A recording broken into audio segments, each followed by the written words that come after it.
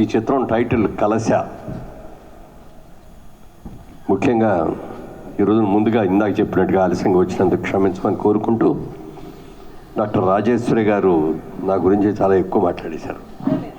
అంత అర్హత నాకు లేదు కానండి, నాకంటే బ్రహ్మాండమైన క్యారెక్టర్ చేసిన నటినట్లు ఎంతోమంది ఉన్నారు. వాళ్ళతో పుచ్చుకుంటే నేను చాలా చిన్నవాడిని, వయసులో ఇవాళ పెద్దవాడిని అవ్వచ్చు, అది వేరే విషయం. చాలా సంతోషంగా ఉందండి. ముఖ్యంగా రాంబాబు గారి గురించి చెప్పాలంటే, రాంబాబు గారితో నేను కొన్ని సీరియల్స్ చేశాను, 1-2 సినిమాల్లో కూడా క్యారెక్టర్ చేశాను. వెరీ గుడ్ డైరెక్టర్ అండి. అంటే ఆ ప్రొడ్యూసర్స్ లైక్ చేసే డైరెక్టర్ అతను. 10 రూపాయలు ఎక్కువ ఖర్చు పెట్టి ఇంకా బాగా తెద్దామని వాళ్ళకంటే కూడా 5 రూపాయలు ఇంకా బాగా తెద్దామండి అని చెప్పేటువంటి మంచి మనిషి. చాలా పెద్ద సీరియల్ చేశాను ఆయన దగ్గర. ఏ రోజైనా కూడా అసలు ఆయన 6 పంపించాలంటే 6-5 నిమిషాల దాకా కూడా ఉండేవారు కాదు, పంపించేవారు. ఒకవేళ లాస్ట్లో ఆ సీన్ ఏదైనా ఇంపార్టెంట్ సీన్ తీయాలి అని అనుకుంటే ముందు నా పార్ట్ తీసేసి మిగిలిన ఎన్ని తర్వాత తీసుకుంటా ఉండి అని చెప్పి పంపించేవారు. అలాంటి మంచి వ్యక్తి. బాగా రాసుకోవటం కూడా బాగా తెలుసు ఆయనకి. ఎందుకంటే సీన్లు డైరెక్టర్లు రాసేటప్పుడు ఎక్కువ రాస్తారు, తర్వాత తీసేటప్పుడు తగ్గించారు. దాసనారాయణరావు గారు ఆయన సినిమా డైరెక్టర్, రచయిత, అన్నీ తెలుసు కదా మనకి.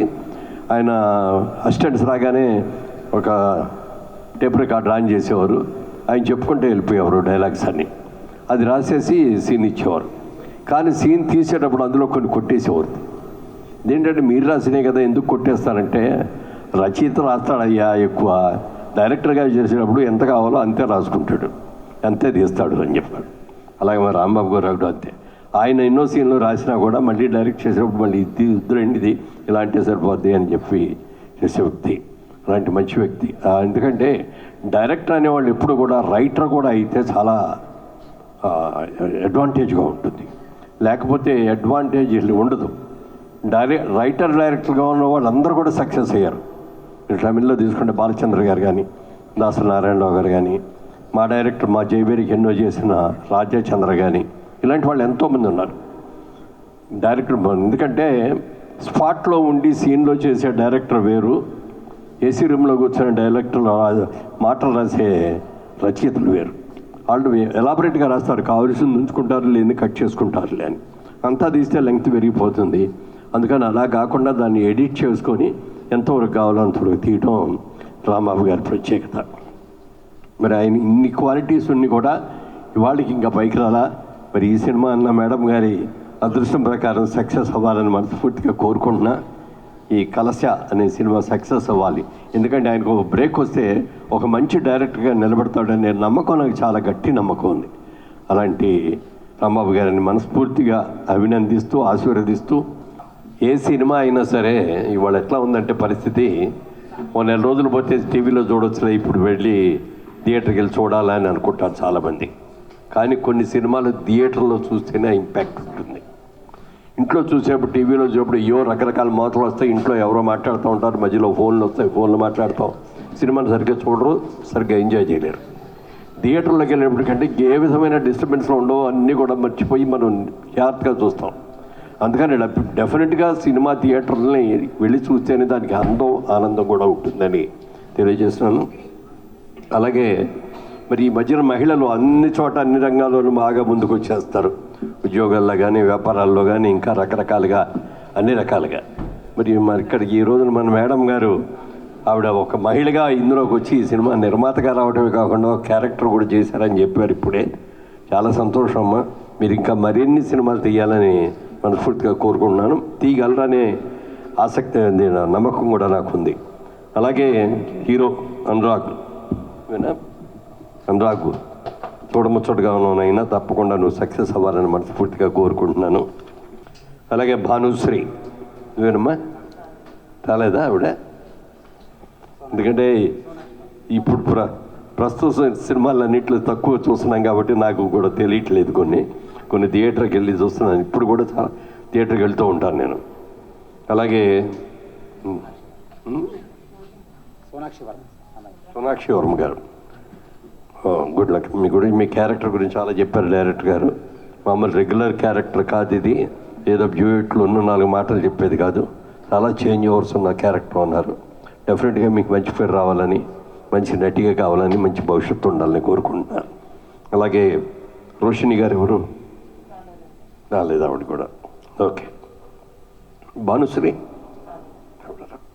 ఓకే, తర్వాత ఒక 2 మాటలు మీడియా గురించి కూడా ఒకసారి నేను మాట్లాడాలనుకుంటున్నాను.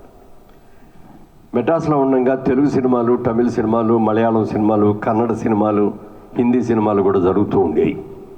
అందరి జర్నలిస్టులు కూడా నేను చూడటం, వాళ్ళతో పరిచయాలు ఉండటం కూడా జరిగింది. వాళ్ళందరి తెలుగు సినిమా జర్నలిస్ట్కి మిగిలిన జర్నలిస్ట్కి చాలా తేడా ఉంది. ఎందుకనంటే మన వాళ్ళందరూ కూడా ఎక్కడ కూడా ఈ లేనిపోని వదంతులు రాయటం, ఉన్నవి లేని ఆర్టిస్టుల గురించి రాయటం, లేకపోతే నిర్మాతల గురించి రాయటం, ఇలాంటివి చాలా ఎక్కువ రాస్తూ ఉంటారు. అంటే ఆయా లాంగ్వేజ్లో అలాంటి దాన్ని కూడా కొంతమంది చేస్తారు. మరి అదేవిధంగా హిందీలో అయితే వాళ్ళు వెళ్ళి చెప్పించుకొని నా మీద రాయివయ్యా అని కూడా చెప్పించుకుంటారు. ఎందుకంటే పాపులారిటీ రావటం కోసమని. మన తెలుగు సినిమా జర్నలిజం చూసి మాత్రం నేను చాలా గర్వంగా పడగలుగుతాను.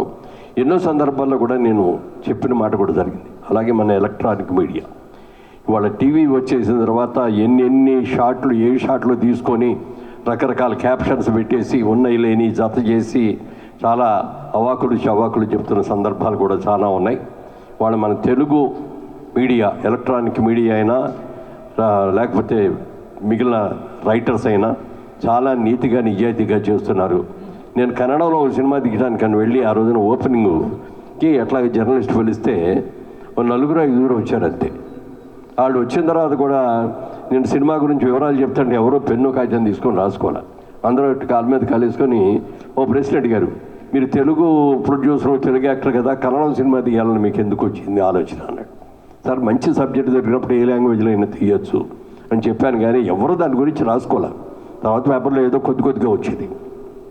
ఇవాళ మన జర్నలిస్టు మాత్రం అది చిన్న సినిమాయా, పెద్ద సినిమాయా, మెగా సినిమాయా అనేది ఆలోచించకుండా సినిమా నిర్మాతలు ఏ కార్యక్రమాన్ని అనౌన్స్ చేసినా చూడండి వాళ్ళు ఎన్ని కెమెరాలు ఉన్నాయి. ఇవాళ ఇన్ని కెమెరాలు చూస్తాడే నాకు నిజంగా చాలా ఆనందంగా ఉంది. చిన్న నిర్మాతకి బాగానే పబ్లిసిటీ ఇస్తారు, పెద్ద నిర్మాతకి బాగా ఇస్తారు. అందుకని ముఖ్యంగా మీ అందరినీ కూడా ఈ సభాముఖంగా నేను మనస్ఫూర్తిగా అభినందిస్తున్నాను. Thank you.